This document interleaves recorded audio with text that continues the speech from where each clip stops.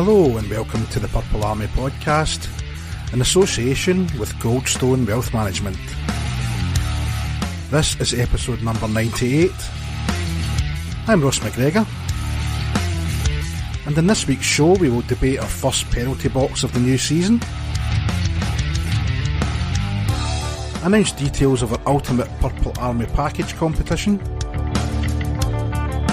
First off though, we recap the latest games against Manitoba and Manchester.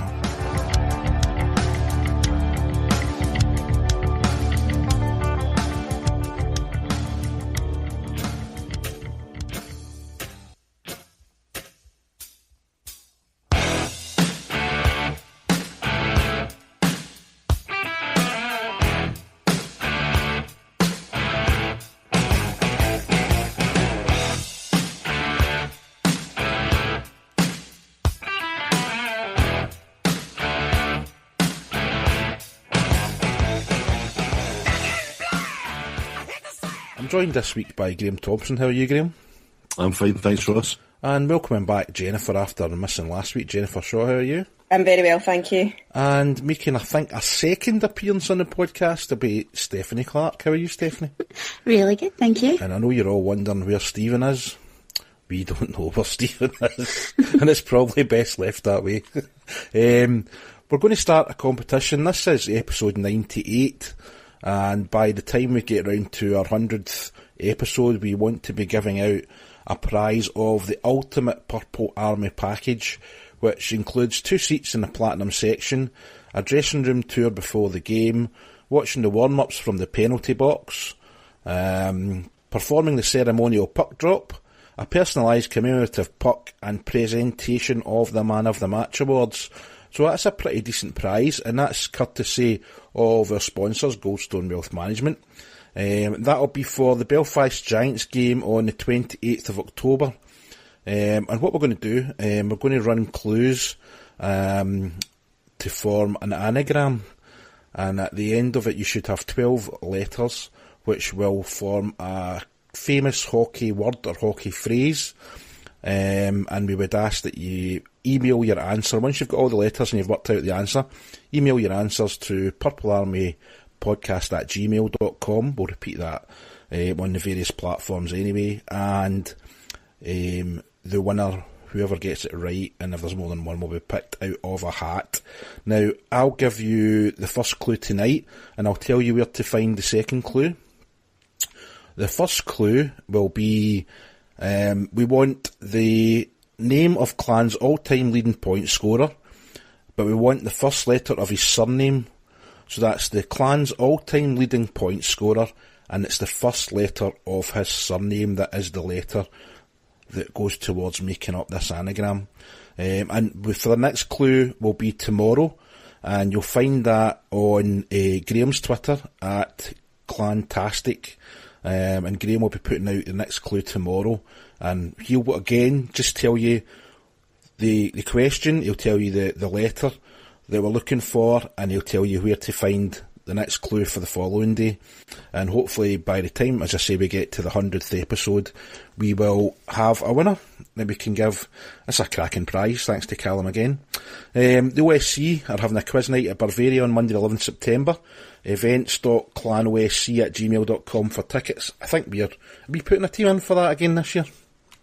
Yeah, we should. We should. Definitely. We should. Well, I hope so, because I've told them we're going, so... Have you? Yeah. We better go then. Right, okay, we'll put a team in for it.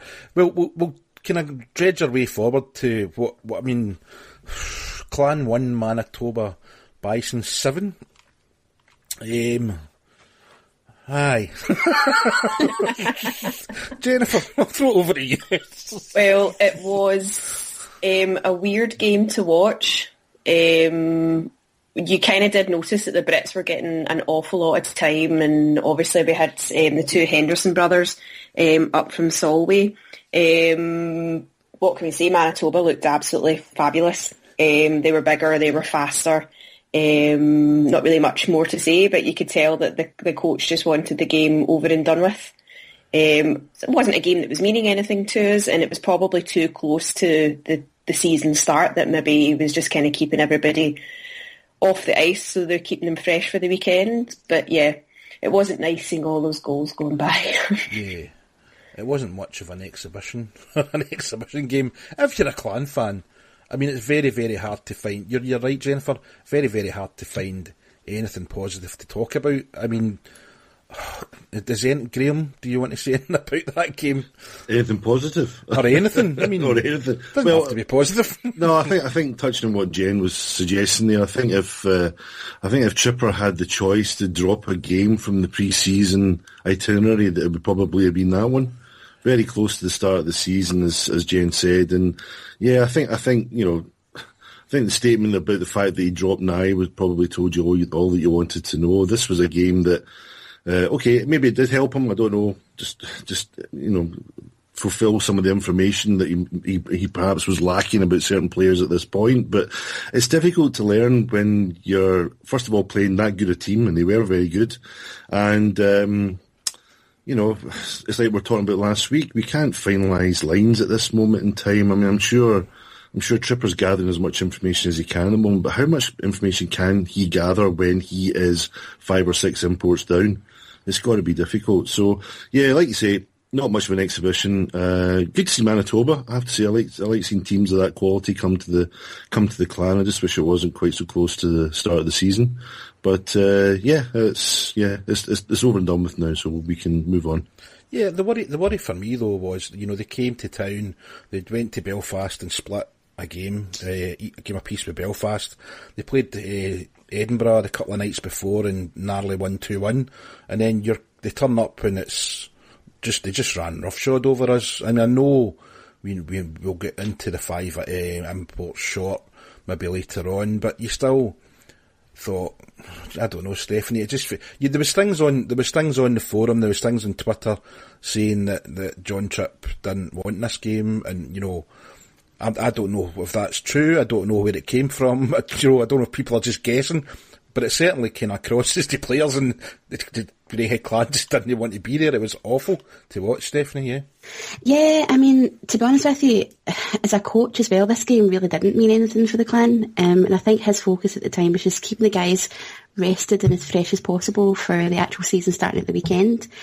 And plus, as you know, we were playing, guys short. We had a couple of guys in from Solway, and he played up rusty as well for that whole game. So I think really his focus was more, I guess, for the actual season starting at the weekend. Yeah. So I'm not really concerned about it at all.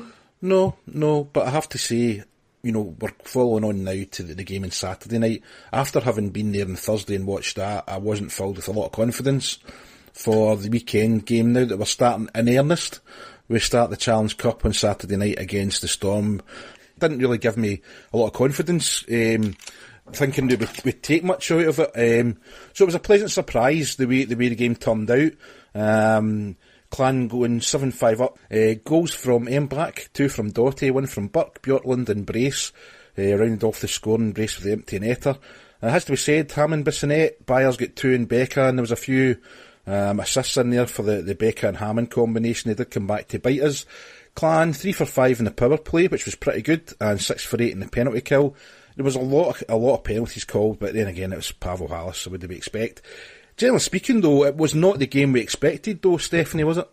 No, not at all. And when I said before there I wasn't really concerned about, the pre-season game before, see, to be honest with you, I was the same. When, you saw the scoreline from the Manitoba game, I kind of thought, oh gosh, here we go again. But Saturday was great. It was action-packed. Running, a few players short. There was a tenacity and an attitude in the Clan that kind of sparked an excitement amongst the fans in the stands. So, yeah, I think there's a lot to look forward to this season, and we're only in the first game. A lot of fight. I hate to use cliches all the time, but this team thing came in. They seemed to be playing for each other, Graham. The effort was there. Certainly the heads, we went 2-0 up very quickly. We went down 3-2. The heads didn't go down, if anything, they certainly played for each other and brought themselves back into the game. What was the sort of standouts for you? Well, for a start, I missed most of the first period because my son was playing in a junior game, so that's why I turned up late. So I missed the first period goals. But when I came in, it was 3-2 for Manchester. Got quickly up to speed through one of my neighbours who brought me up to speed with what had been happening. But as far as the standouts, there was a lot of good displays, I have to say. I mean, Doherty obviously being a particular standout, I think, for me. I thought I like Embach, I like Orlansky. Oslansky, what is it? Oslansky? Oslansky. Mm-hmm. Oslansky, I'll get there eventually. These are guys that have impressed me already in more than just Saturday night. But it was an overall good team performance, and you're right, everybody was sticking up for each other. I'm liking Barry McKenzie. I mean, again, he's benefiting from a lot more ice time right now, so we're seeing a lot more of Barry, and he's not letting anybody down, so he did well. And of course, Brooksy, who's just, he's not lost it. He's still got the speed, he's still got the energy, giving it 100% all the time. So, I thought Nye was okay. I mean, again, we let in quite a few goals, so some defensive frailties. I would suggest that maybe, I don't know, we'll talk about Burt probably at length a wee bit later on, but I don't know, he's a little bit Jekyll and Hyde at this moment in time, but I've seen him play really well and perhaps not so well. But yeah, overall it was great atmosphere, as has already been said. Great atmosphere. We've got that new rivalry with the Manchester Storm, which I'm sure will be a strong one on the relatively few times that we meet them this season. And it was a good game and nice result. I think we had that added sort of spice of being at the Manchester Storm, Jennifer, with Ryan Finnerty coming back. We had Becca Hammond and Rosehill. I think that all added to the atmosphere, didn't it? Yeah, but the controversial bit is we didn't welcome the ex-players back. Well, we were going to talk about that as well. Yeah, sorry to bring that up so early on, yeah. It's something I think, I don't ever remember us having ignored returning players for the first time before. Does it suggest a bit of friction, or is it something? We'll maybe talk about it later. We'll talk about that later. We'll talk about the game just now. Yeah. In terms of the game, though, the atmosphere, I mean, I think as well as being Ryan and that coming back, it was a competitive game as opposed to the exhibitions we'd seen in the previous few games. So did that give it the extra bite as well, do you think? Without a doubt. I mean, obviously we kind of know what Finner's game plan is because we've sat and watched it for 4 seasons.